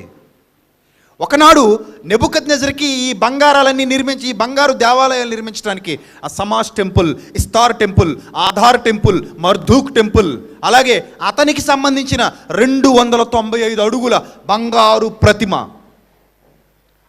అతని రూపంలో పోత పోసినటువంటి 295 అడుగుల బంగారు ప్రతిమ. ఈ ప్రతిమ నిర్మించడానికి బంగారం విస్తారంగా కావాల్సి వచ్చింది. ఎక్కడికి వెళ్ళి కొల్లగొట్టాలి, ఏ దేశానికి వెళ్ళి కొల్లగొట్టాలంటే వినిపించిన ఒకే ఒక్క పేరు జెరూషలేం. జెరూషలేంకి వెళ్ళమని, జెరూషలేంను కొల్లగొట్టమని వినిపించిన ఆ సంగతిని గ్రహించిన వాడై ఇమ్మీడియట్గా నెబూజరదాను నాయకత్వంలో నెబుకద్నెజర్ బాబిలోనియన్ సామ్రాజ్యాధినేత యెరూషలేముపై దండయాత్ర చేశాడు. యెరూషలేముపై దండయాత్ర చేసి సొలొమోను అతని తండ్రి అయిన దావీదు ఎంతో కష్టపడి సంపాదించిన బంగారం, అంతకు ముందే దావీదు దేవాలయాన్ని నిర్మించాలనుకుంటాడు. దావీదు, నేను దంతపు నగరితో కట్టబడినటువంటి మందిరంలో హాయిగా సుఖంగా, మీ అందరికీ తెలుసు కదా బైబిల్లో రాయబడింది, అందుకే నేను రెఫరెన్సెస్ ఇవ్వట్లేదు, తొందరగా ముందుకెళ్తున్నాను. నేను అందులో హాయిగా నివసిస్తుండగా నా దేవుని మందసం ఎక్కడుంది? గుడారాల్లో ఉంది. గనుక గుడారాల్లో ఉన్న నా దేవుని మందసానికి నేనేం చేయాలి? ఒక మందిరాన్ని నిర్మించాలి. అలా మందిరాన్ని నిర్మించాలంటే చాలా బంగారం కావాలని విస్తారంగా పోగేసి ఇచ్చాడు. ఏమండి, సొలొమోను ఏదో కష్టపడి సంపాదించేసాడు అనుకుంటున్నారేమో బంగారం. నో, సొలొమోను కంటే ముందే ఆకులు అన్నీ అమర్చి పెట్టాడు, తినరా నాయన అని. ఎవరు? దావీదు. దేవుడంటే పిచ్చి ప్రేమ కలిగినవాడు, దేవుడంటే మహాభక్తి కలిగినవాడు, దేవుని కోసం ప్రాణం ఇవ్వడానికైనా సిద్ధపడే మహాయోధుడు కింగ్ డేవిడ్. యెరూషలేము రాజుల చరిత్రలో 2వ రాజుగా పిలువబడిన గొప్ప దేవుని కుమారుడు కింగ్ డేవిడ్. అతడు టన్నుల కొద్దీ బంగారాన్ని పోగు చేశాడు. టన్నుల కొద్దీ బంగారాన్ని పోగు చేసి తన కుమారుడైన సొలొమోనుకి ఇచ్చాడు. సొలొమోనుకిచ్చి, నాయన నువ్వే దేవాలయాన్ని కట్టు అన్నాడు. అప్పుడు సొలొమోను కూడా ఇంకా టన్నుల కొద్దీ, వాళ్ళ నాన్నే టన్నుల కొద్దీ బంగారం ఇస్తే ఇంకా టన్నుల కొద్దీ బంగారాన్ని పోగు చేశాడు. అతనికి అనేక దేశాల రాజుల నుండి పన్నులు వసూలు చేసేవాడు, అనేక దేశాల రాజుల నుంచి కానుకలు వసూలు చేసేవాడు. అలాగే అతనికి 1000 మంది భార్యలు, అందులో 700 మంది రాజకుమార్తెలు. అంటే వాళ్ళ మామలు కూడా దట్టంగా కట్నం ఇచ్చారు. అది కూడా ఏంటి? బంగారం. 700 మంది రాజకుమార్తెలు తెచ్చుకున్నాడంటే ఎంత కట్నం వచ్చేసి ఉంటుందో మీరు ఆలోచించండి. పావలా ఉద్యోగం చేసేవాడికే 10,000 కట్నం అడుగుతున్న రోజులు ఇవి. ఉద్యోగం ఎంత ఇడిది? పావలా మారదది. బయటికి వెళ్తే కరెంటు బిల్లు కట్టలేడు, వాటర్ బిల్లు కట్టలేడు, పిల్లల ఫీజులు కట్టి సావలేడు, అసలు ఇంట్లోకి సరిగ్గా సరుకులు తేలేని జాబ్ ఇది. అయినా వీడికి ఎంత కావాలట కట్నం? లక్షలు కావాలి. అదే కొద్దిపాటి గవర్నమెంట్ జాబ్ వచ్చి చిన్న క్లర్క్ పోస్ట్ వచ్చేసింది అనుకోండి, అటెండర్ పోస్ట్, అంతకుమించి అక్కర్లేదు మనకి. చిన్న క్లర్కో అటెండర్ అయి కూర్చున్నాడు అనుకో, వాడు కోట్లల్లో వసూలు చేస్తాడు. ఈరోజు కట్నం అనేది ఒక పెద్ద వ్యాపారం. పెళ్ళంటేనే నా దృష్టిలో పెద్ద వ్యాపారం. పెళ్ళికి మించిన వ్యాపారం ప్రపంచంలో ఏదీ లేదు. పెళ్ళి కుదుర్చడం దగ్గర నుంచి అన్ని వ్యాపారాలే. అందుకే మ్యారేజ్ బూరో అంటారు.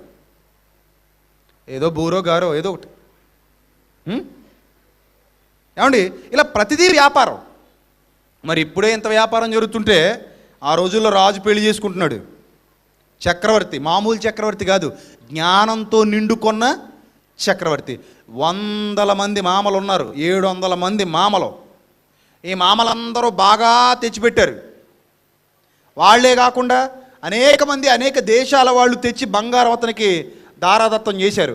అంతకు మునుపే వాళ్ళ నాన్న దావీదు చాలా పోగేసించాడు. ఎంత బంగారం తీసుకెళ్ళి దేవాలయాన్ని నిర్మించాడు. మీకు ఒక షాకింగ్ న్యూస్ చెప్పమంటారా? యెరూషలేము దేవాలయం కట్టే సమయంలో వెండి అసలు వాడలేదు. ఎందుకో తెలుసా? వెండి అసలు ఎన్నికకే రాలేదు.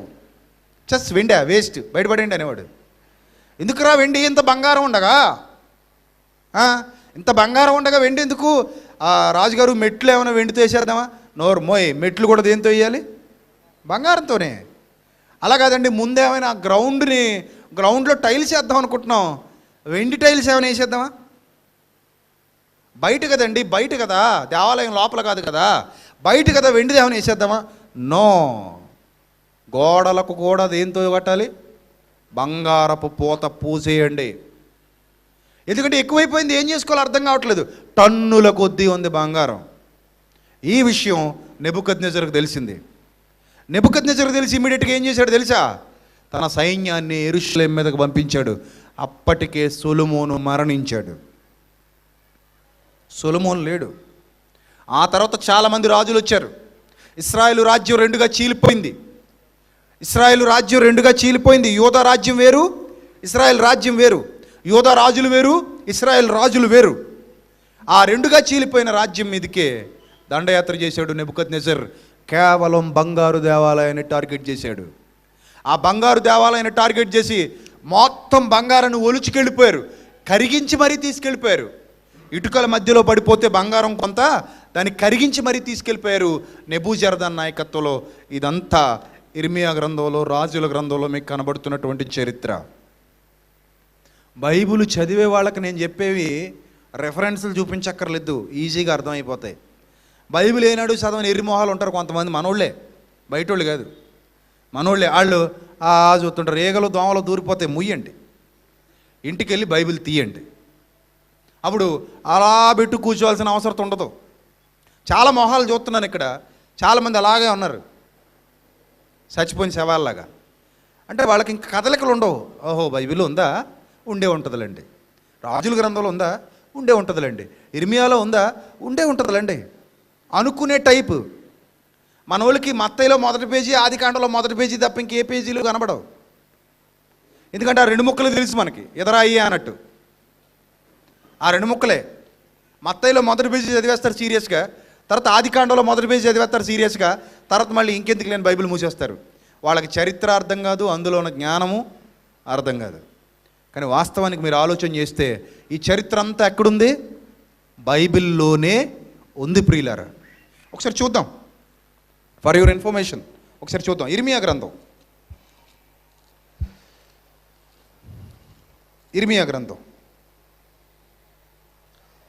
చిట్ట చివరి అధ్యాయం 52వ అధ్యాయం. ఇర్మియా గ్రంథం 52వ అధ్యాయం 12వ వచనం జాగ్రత్తగా చూడండి. ఈరోజంతా ఇంట్రడక్షన్ మాట్లాడుతున్నాను, చాలా జాగ్రత్తగా వినాలి. ఈరోజంతా ఇంట్రడక్షన్ మాట్లాడుతున్నాను, చాలా విషయాలు మీకు చెప్తున్నాను. ఇవన్నీ మీరు విని విడిచిపెట్టకూడదు. అసలు మీకు ఇంత ఇంట్రడక్షన్ చెప్పాల్సిన అవసరం లేదనుకున్నాను, కానీ ముందే నన్ను అనవసరంగా కదిపేశారు. అక్కలేని మాటలు మాట్లాడేసి వాళ్ళ కోసమైనా చెప్పాల్సి వస్తుంది. రైట్, చూడండి. ఇర్మియా గ్రంథం 52వ అధ్యాయము 12వ వచనం. 5వ నెల 10వ దినమున అనగా బబులోను రాజైన నెబుకద్రెజరు ఏలుబడి ఎందు దొరికాడా? ఇప్పటివరకు మనం మాట్లాడుకున్నాడు, ఇక్కడ దొరుకుతాడు. ఇతను ఎక్కడ దొరికాడు? ముందు మనకి లోక చరిత్రలో దొరికాడు. ఇప్పుడు మళ్ళీ ఎక్కడ దొరుకుతున్నాడు? బైబిల్ చరిత్రలో దొరుకుతున్నాడు.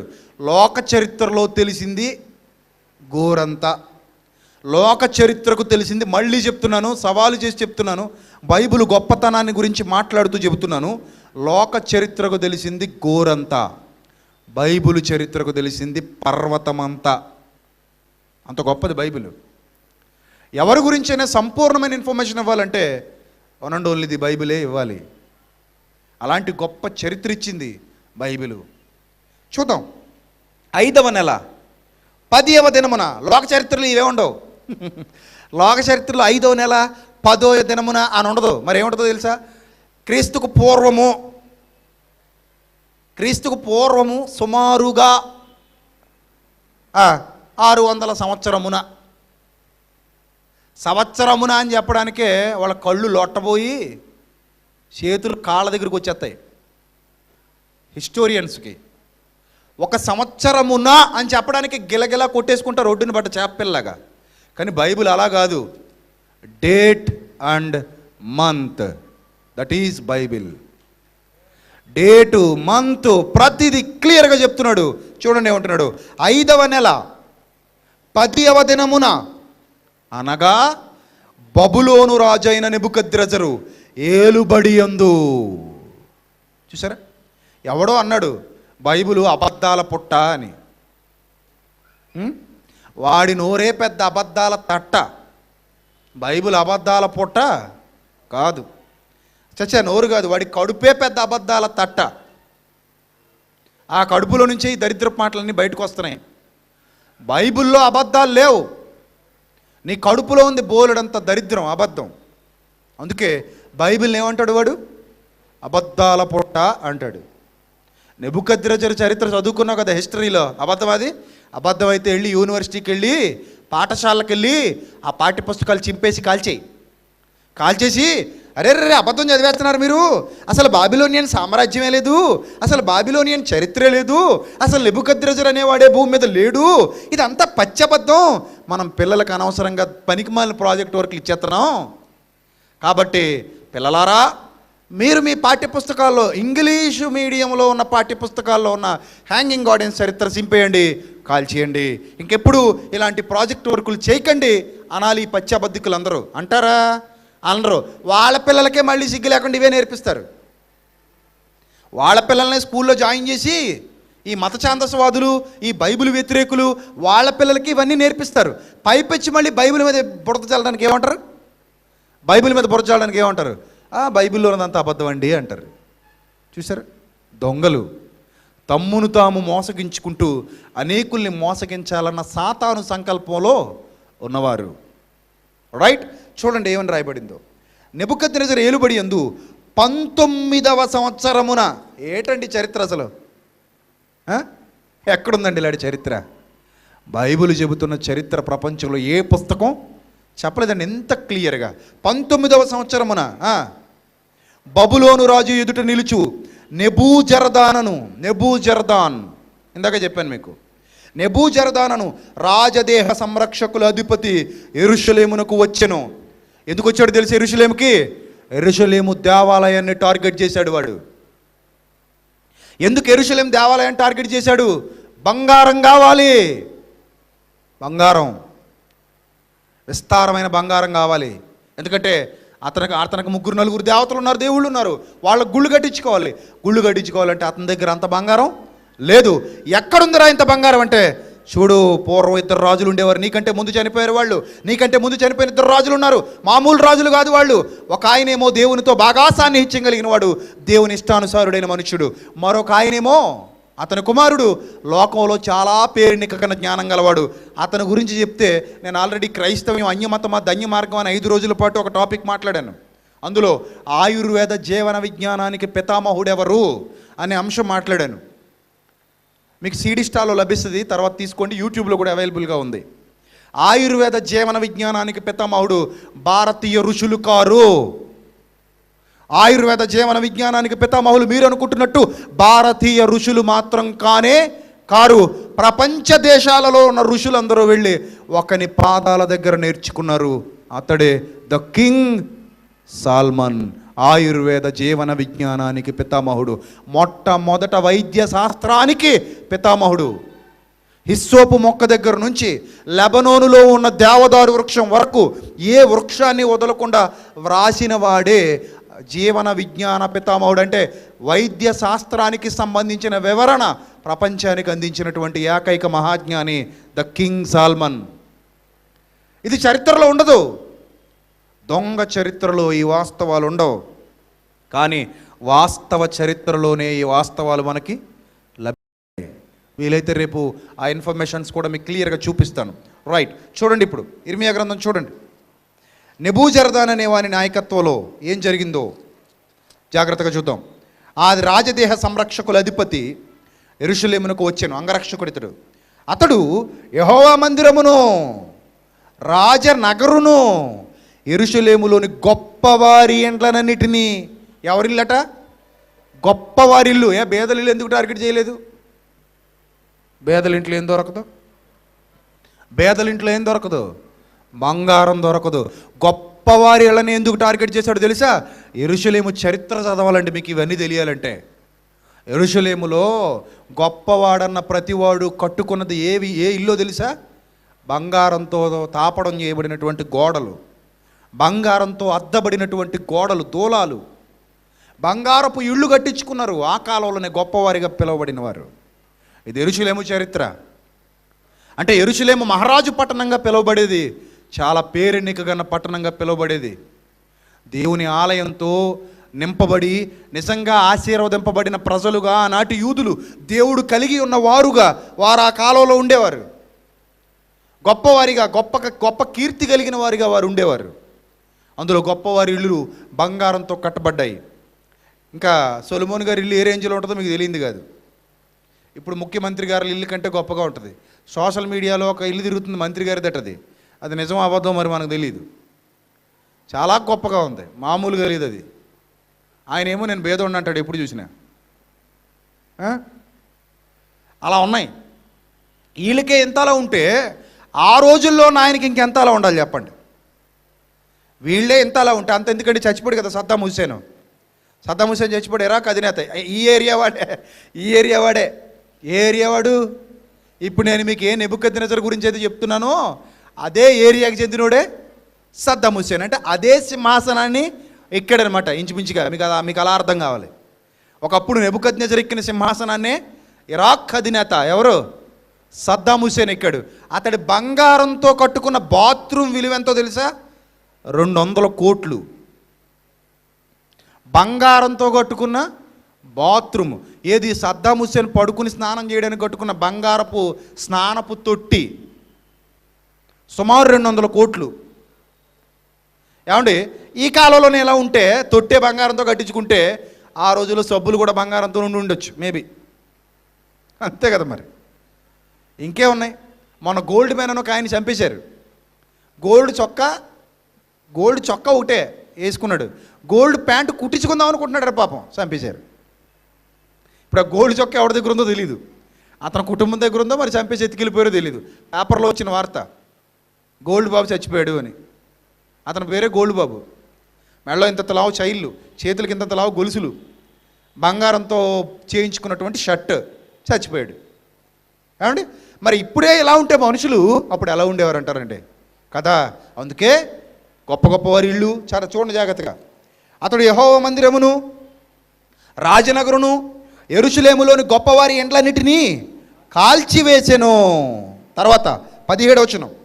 మరియు యెహోవా మందిరములో నుండిన ఇత్తడి స్తంభములను, మందిరములో నుండిన మట్లను, ఇత్తడి సముద్రమును కల్దీలు తునకలుగా కొట్టి ఆ ఇత్తడంతయు బబులోను కొనిపోయి, అదియుగాక వారు బిందెలు, కుండలు, కత్తెరలు, గిన్నెలు, గరిటెలు, యాజకులు సేవ చే ఇత్తడి ఉపకరణములన్నీ కొనిపోయి, మరియు పళ్ళెములు, దోపార్తులు, గిన్నెలు, పాత్రలు, బంగారు వాటిని బంగారునకు, వెండి వాటికిని వెండికిని చేర్చుకొని రాజదేహ సంరక్షకుల అధిపతి కొనిపోయిను. రాజైన సొలొమోను యెహోవా మందిరమునకు చేయించిన 2 స్తంభాలు, సముద్రము మట్ల క్రిందనున్న 12 ఎత్తడి వృషభములను కొనిపోయిను. వీటికన్నిటికొన్న ఎత్తడి ఎత్తువేయుటకు అసాధ్యము. వాటిలో ఒక్కొక్క స్తంభము 18 మూరల ఎత్తు గలది. 12 మూరల నూలు దాని చుట్టూ తిరుగును. దాని దళసరి 4 వేళ్ళు, అది గొల్లది. దాని మీద ఎత్తడి పైపేట ఉండెను. ఒక్క పైపేట 5 మూరలు ఎత్తు గలది. పైపేటకు చుట్టూ అల్లిన వల, అల్లికయు, దానిమ్మ పండ్లు ఉండెను.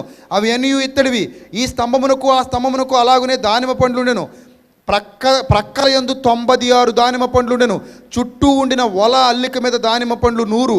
ఇలా కిందకి మీరు చదువుకుంటూ వస్తే ఆ సందర్భాలన్నీ మనకు తెలియజేస్తాడు. వీటిపైన బంగారంతో తాపడాలు చేయించాడు. స్తంభాలు నిర్మించేసి వాటిపైన బంగారంతో తాపడాలు చేయించాడు. వీటన్నిటినీ అతడు పట్టుకుని వెళ్ళిపోయాడు. ఇందులో ఏది కూడా మిగల్చలేదు. మొత్తం బంగారాన్ని తీసుకెళ్ళిపోయారు. మొత్తం టోటల్గా తీసుకెళ్ళిపోయారు. ఇలా యెరూషలేము దేవాలయం కూలిపోయింది. సొలొమోను కట్టించిన బంగారు దేవాలయం యెరూషలేములో లేదు, కూల్చేశారు. ఇటకల మధ్య కూడా దేన్ని మిగలనివ్వలేదు, మొత్తం పట్టుకెళ్ళిపోయారు. ఇలా పట్టుకెళ్ళిపోవడానికి గల కారణం అతడు గుడులు కట్టించుకోవడానికి. మరి దేవుడు ఎందుకంటే అలా వదిలేశాడు అనుకుంటారేమో. దేవుడు ఇశ్రాయేలీలకు శిక్షణ పంపించాడు కాబట్టే నెబుకద్నెజరు యెరూషలేములో అడుగు పెట్టగలిగాడు. అది ఇశ్రాయేలీలు చేసిన తప్పిదం, ఇశ్రాయేలీలు చేసిన పాపం వల్లే నెబుకద్నెజరు యెరూషలేములో అడుగు పెట్టగలిగాడు. అంతవరకు ఎవ్వడు యెరూషలేమును టచ్ చేయలేదు, యూదులను ఎవ్వడు టచ్ చేయలేదు. దేవుడు సహాయం ఉన్నంత కాలం వాళ్ళని ఎవ్వరు టచ్ చేయలేదు. వాళ్ళు ఎప్పుడైతే పాపానికి అలవాటు పడి దేవునికి దూరమైపోయి దేవుని మాటలు లక్ష్య పెట్టక దేవుని విసర్జించారో అప్పుడే ఈ శత్రువులందరూ యెరూషలేము మీద ఏం చేశారు? దండయాత్రలు చేయగలిగారు. ముందుగానే దేవుడు తెలియజేశాడు, మీకు పోయే కాలం దగ్గర పడుతుంది, జాగ్రత్త పడండి అన్నాడు. కానీ యూదులు ఎవ్వరూ ఆయన మాట పట్టించుకోలేదు. ఇశ్రాయేలీయులు ఎవరో ఆయన మాట పట్టించుకోలేదు, కాబట్టే అలాంటి ఉగ్రత వారి మీదకి వచ్చింది. ఈ విధంగా అతడు అనేక బంగారాన్ని ఇక్కడ నుంచి తీసుకుని వెళ్ళిపోయి సమాస్ టెంపుల్ కట్టించాడు. దానికి సంబంధించినటువంటి వివరాలు పురాతత్వ శాస్త్రవేత్తలకు దొరికాయి. ఆ రాయి మీకు ఇప్పుడు స్క్రీన్ మీద చూపిస్తున్నాను చూడండి. పురాతత్వ శాస్త్రవేత్తలకు దొరికినటువంటి రాయి మీద నెబుకద్నెజర్కి సంబంధించినటువంటి ఇన్ఫర్మేషన్ ఉంది. ఇదంతా చరిత్రలో జరిగినటువంటి గొప్ప వాస్తవం, అబద్ధం కాదు బైబిలు. మళ్ళీ చెప్తున్నాను, అబద్ధం కాదు బైబిలు. చరిత్రలో జరిగినటువంటి వాస్తవ సంఘటనల సమాహారమే ది బైబిల్. అది తెలుసుకోవాలి ప్రపంచం, అది తెలుసుకోవాలి ప్రపంచంలో ఉన్న ఇంటలెక్చువల్స్, అది తెలుసుకోవాలి ప్రపంచంలో ఉన్న శాస్త్రవేత్తలు, గొప్పవాళ్ళు, అధికారులు, జ్ఞానులు. చూడండి, అది పురాతత్వ శాస్త్రవేత్తలకు దొరికినటువంటి రాయి. ఇందులో నెబుకద్నెజర్కి సంబంధించినటువంటి వివరాలు ఉన్నాయి. సమాస్ టెంపుల్ అంటే సన్ టెంపుల్ అతడు నిర్మించాడని ఈ రాతి మీద వ్రాయబడి ఉంది. ఇది అక్కడే పురాతత్వ శాస్త్రవేత్తలకు దొరికినటువంటి రాయి. ఏమండి, అలాగే ఇరాక్లో ఒక అద్భుతమైన కట్టడం చేశాడు నెబుకద్నెజరు. అదే ఇస్తార్ గేట్ అంటారు దాన్ని, ఇస్తార్ గేట్.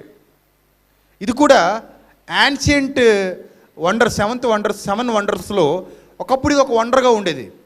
తర్వాత దాని స్థానంలో మరొక లైట్ పెట్టి దీన్ని పక్కకు తొలగించారు. దీన్నే ఇస్తార్ గేట్ అంటారు. ఆ గేట్ కూడా మీరు ఒకసారి చూడొచ్చు, స్క్రీన్ మీద చూడొచ్చు. ఈ గేటు, ఈ ఇస్తార్ గేట్ అనేది మీకు అక్కడ కనబడుతుంది చూడండి స్క్రీన్ మీద. ఇది నెబుకద్నెజర్ నిర్మించినటువంటి గేట్. అంటే ఇస్తార్ టెంపుల్ అంటే ఇస్తార్ అనే అతని దేవత, అతని ఆరాధ్య దేవత. ఇస్తార్ అనే అతని ఆరాధ్య దేవత. ఈ ఆరాధ్య దేవత గుడికి ఎదురుగా నిర్మించినటువంటి టెంపుల్కి నిర్మించినటువంటి గేటే ఈ ఇస్తార్ గేట్. ఇది ఆ వింతలలో ఒక వింతగా చెప్పుకున్నారు. అంత అద్భుతంగా దీన్ని నిర్మించాడు. చాలామంది ఆర్కిటెక్చర్స్ ఉండేవారు అతని దగ్గర, చాలామంది ఇంజనీర్స్ ఉండేవారు అతని దగ్గర.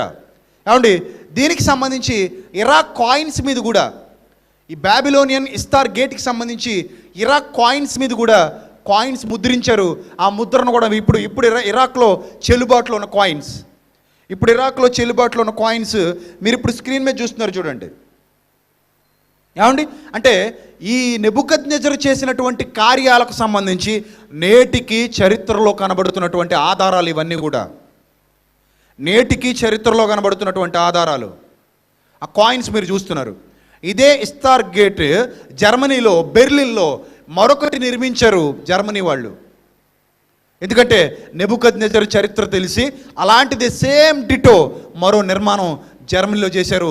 మీరు ఆ ఇస్తార్ గేట్ని ఇప్పుడు చూస్తున్నారు. ఇరాక్లో ఎంట్రన్స్లో కనబడే గేట్ ఇది. అంటే ఇస్తార్ దేవత తన దేవతకు సంబంధించిన దేవాలయానికి ఎంట్రన్స్ గేటుగా చేసినటువంటి ఇస్తార్ గేట్. ఇది లోకంలో హిస్టరీలో నెబుకద్నెజర్ గురించి మీకు తెలిసినటువంటి చరిత్ర. ఇప్పుడు బైబిల్ హిస్టరీ చూద్దామా? చూద్దాం. దానియేలు గ్రంథం మొదటి అధ్యాయం. దయచేసి అందరూ బైబిల్ తీయాలి. దానియేలు గ్రంథం మొదటి అధ్యాయం మొదటి వచనం. దానియేలు గ్రంథం మొదటి అధ్యాయం మొదటి వచనం. మీరు ఇప్పటివరకు చాలా చూశారు. ఈ దానియేలు గ్రంథం మొదటి అధ్యాయం మొదటి వచనం చూద్దాం. యూదా రాజుకు యెహోయాకీము ఏలుబడిలో 3వ సంవత్సరమున బబులోను రాజుకు నెబుకద్నెజరు యెరూషలేము మీదికి వచ్చి దాన్ని ముట్టడి వేయగా, ప్రభువు యూదా రాజుకు యెహోయాకీమును దేవుని మందిరములోని శేషించిన ఉపకరణములను ఆ రాజు చేతికి అప్పగించేను గనుక అతడు ఆ వస్తువులను షినారు దేశంలోని తన అండర్లైన్ చేసుకోండి, దేవతాలయమునకు తీసుకొని పోయి. ఎక్కడికి తీసుకెళ్ళిపోయాడు? దేవతాలయం. చూశారు కదా, ఇస్తార్ టెంపుల్, ఇస్తార్ గేట్. ఇది లోక చరిత్ర. మరి నా బైబిల్ చెబుతున్న చరిత్ర చూసారా ఎంత చక్కగా ఉందో? అరే బాబు, లోక చరిత్రలో మీకు నెబుకద్నెజరు చేశాడన్న సంగతి తెలుసు. బైబిల్ చరిత్రలో ఆడెక్కడి నుంచి దొంగిలించుకొచ్చాడో కూడా చెబుతున్నాడు. లోక చరిత్రలో నెబుకద్నెజరు ఇస్తార్ టెంపుల్ కట్టాడు, అది మాత్రమే మీరు చదువుకుంటారు మీ చరిత్ర పుస్తకాల్లో. కానీ నా చరిత్ర పుస్తకం చెప్తుంది వాడు ఆ టెంపుల్ కట్టడానికి ఎక్కడి నుంచి బంగారం దొంగిలించుకొచ్చాడో మీకు తెలుసా అని అడుగుతుంది. అప్పుడు ఈ లోక చరిత్రకారులు ఏమంటారు? మాకు తెలియదు అని చేతులు ఎత్తేస్తారు. అప్పుడు బైబిల్ చరిత్ర స్టార్ట్ అవుతుంది. బైబిల్ చరిత్ర స్టార్ట్ అయిందంటే ఎండ్ అవ్వదు, వెనక్కి వెనక్కి వెనక్కి వెళ్ళిపోద్ది. ఎక్కడికి వెళ్ళాడు ఆయన? యెరూషలేంకి వెళ్ళాడు. యెరూషలేములో ఉంది దేవాలయం ఉంది. ఎవరి దేవాలయం? ఆకాశ మహాకాశములకు ప్రభు అయిన సర్వోన్నతుడి దేవాలయం, సర్వ సృష్టికి ఆధారభూతుడైన వాని దేవాలయం. ప్రపంచాన్ని పరిపాలించిన ఒక మహాచక్రవర్తి తన దేవతకు ఆలయం కట్టుకోవడానికి, తన దేవత ఆలయాన్ని పునరుద్ధరించడానికి, తన దేవతలకు సంబంధించి మరిన్ని ఆలయాలు కట్టుకోవడానికి బంగారం ఎక్కడికెళ్ళి కొల్లగొట్టుకొచ్చాడో తెలుసా? సర్వ సృష్టికి చక్రవర్తి అయిన వానికి దావీదు సొలొమోను అనేవారు సంపాదించి కట్టిన బంగారు దేవాలయంలో నుంచి తెచ్చుకున్నాడు.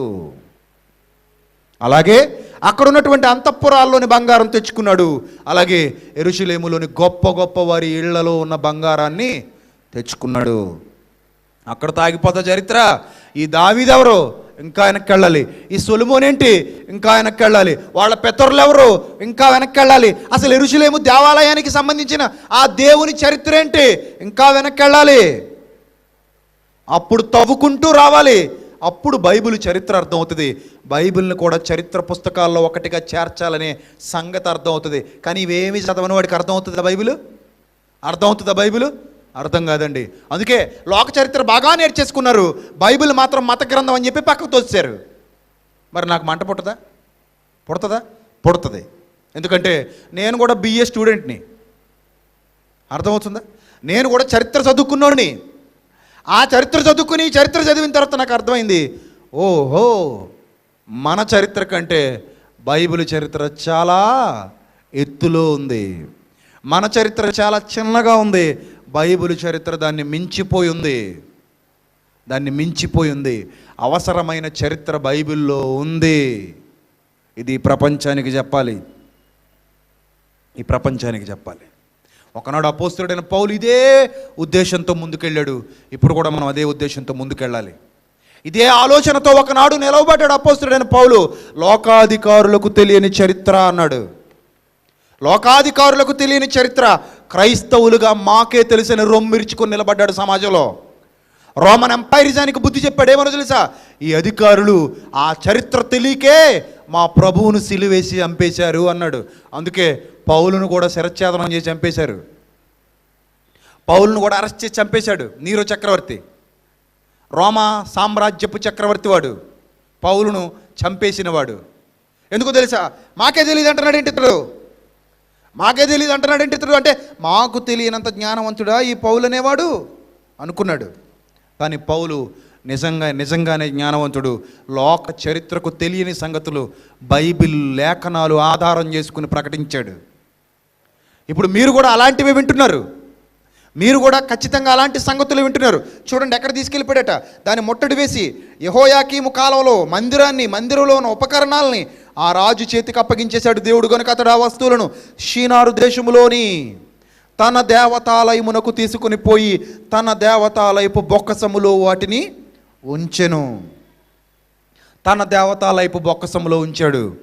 అదే ఇస్తార్ గేట్, ఇస్తార్ గాడెస్, అలాగే సమాస్ గాడ్, మర్ధూక్, ఆధార్, ఇలా చాలా దేవతలు ఉన్నారు.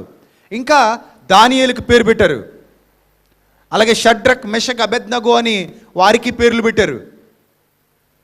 ఏమండి ఈ పేర్లు పెట్టిన ఇవి కూడా ఎవరి పేర్లు తెలుసా? ఈ పేర్లు పెట్టిన పేర్లు చూడండి, ఆ పేర్లు మీరు చూడండి. దానియేలు, హనన్య, మిషాయేలు, అజర్య వాళ్ళ ఒరిజినల్ పేర్లు. 7వ వచనంలో మీకు కనబడింది. 6వ వచనం.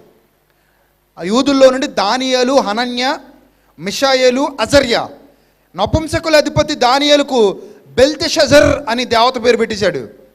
హనన్యకు షద్రక్, మిషాయేలుకి మెషక్, అజర్యాకి అబెద్నగో. బెల్తెషజర్, అలాగే షద్రక్, మెషక్, అబెద్నగో ఇవి ఎవరి పేర్లు? ఎవరి పేర్లు అనుకుంటున్నారు? బబులోను దేవతల పేర్లు. మనం ఒరిజినల్ పేర్లు ఇవే అనుకుని షడ్రకు, మేషకు, అబెద్నగో అని పాటలు పాడేసుకుంటారు. వాస్తవానికి అవి వాళ్ళు పెట్టుకున్న పేర్లు కాదు. అవి ఎవరి పేర్లు తెలుసా? బబులోను దేవతల పేర్లు. వాళ్ళ ఒరిజినల్ పేర్లు ఏంటి? దానియేలు, మిషాయేలు, అజర్య, తర్వాత హనన్య. వాళ్ళ ఒరిజినల్ పేర్లు, వాటికి కూడా అర్థాలు ఉన్నాయి. యూదులు పెట్టుకునే ప్రతి పేరుకి అర్థం ఉంటుంది. కానీ వీళ్ళు వాళ్ళ దేవతల పేర్లు పెట్టేసరి చెరలోకి తీసుకెళ్ళిపోయిన తర్వాత అంత గొప్ప విగ్రహారాధికుడే నెబుకద్నెజర్. అతని చరిత్ర మీరు ఇప్పటి వరకు చూశారు. అతని చరిత్ర మీరు సోషల్ పుస్తకాలు చదువుకుంటున్నారు. అతని చరిత్ర ఈ ప్రపంచానికి తెలుసు. కానీ ఈ ప్రపంచానికి అతని వెనుకున్న ఇంకా గొప్పదైన చరిత్ర ఉంది. ఆ చరిత్ర తెలీదు. ఆ చరిత్రలోనే పవిత్రుని చరిత్ర దాగి ఉంది. దాని గురించిన ఇంకా లోతైన సంగతులు, ఇంకా చాలా లోతైన విషయాలు, ఇంకా గొప్ప గొప్ప బైబిల్ చరిత్ర చెబుతున్న అద్భుతమైన సంగతులు రేపు ఎల్లుండు మాట్లాడుకుందాం. తలలు వంచండి, ప్రార్థన చేసుకుందాం. క్రీస్తునందు మమ్మల్ని అతి మిక్కిలిగా ప్రేమించిన మా ప్రియ పరలోకపు తండ్రి, ఇప్పటి వరకు విలువైన మీ జ్ఞాన సంగతులు ప్రపంచానికి ప్రకటించడానికి, మీ పట్టణంలో ఉన్న మీ పిల్లలందరికీ ప్రకటించడానికి మీరు ఇచ్చినటువంటి గొప్ప అవకాశం కొరకు హృదయపూర్వకంగా కృతజ్ఞతాస్తుతులు చెల్లించుకొనిచున్నాం తండ్రి. దయగలిగిన మా దేవ ఎత్తబడిన వాక్యం మీ పిల్లల హృదయాలు ఫలింపచేయండి. మీ కృపలో ప్రతి ఒక్కరిని భద్రపరచండి తండ్రి.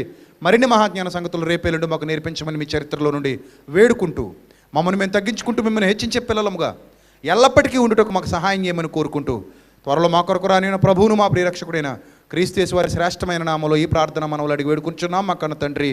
ఆమెన్. అందరికీ వందనాలు. Thank you.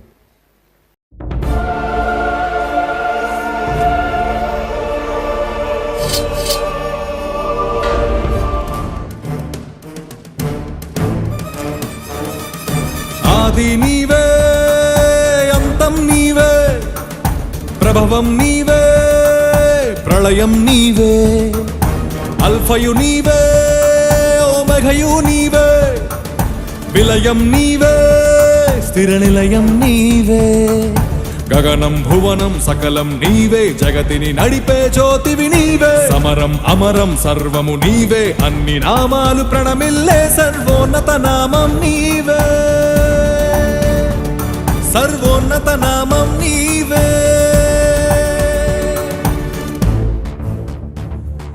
సర్వలోక న్యాయాధిపతి, సర్వలోక న్యాయాధిపతి, సర్వలోక న్యాయాధిపతి, సర్వలోక న్యాయాధిపతి, సర్వలోక న్యాయాధిపతి వాకిట నిలిచియున్నాడు. జనములందరికి ఫలమిచ్చుటకు తీర్పు తీర్చబోతున్నాడు. సర్వలోక న్యాయాధిపతి వాకిట నిలిచియున్నాడు. జనములందరికి ఫలమిచ్చుటకు తీర్పు తీర్చబోతున్నాడు. వేల దూతలతో బూరధ్వనులతో మేఘమండలము పైన యూదా గోత్రపు కదమ సింహముతో కదలి వస్తుంది సేన. క్రీస్తు న్యాయపీఠం ఎదుట ప్రత్యక్షం కావాలందరూ. క్రీస్తు న్యాయపీఠం ఎదుట ప్రత్యక్షం కావాలందరూ.